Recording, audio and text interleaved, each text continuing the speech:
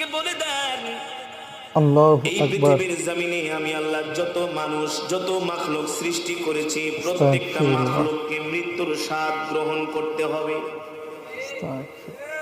মৃত্যু থেকে কেউ বাঁচতে পারে না, আমরাও বাঁচতে পারবো না, ঠিক কিনা বলেন? আল্লাহ এই কথাও কোরআনের মধ্যে বলে দিয়েছেন। যুবক বাবা আস্তাগফিরুল্লাহ। ভাই বোনাই বানায় বানায় বলছি না, আল্লাহ জানেন কোন মানুষই মরতে চায় না।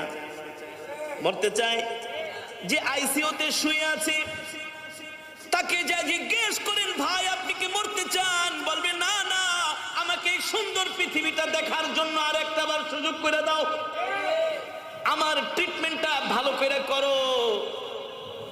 মানুষ যদি জানতো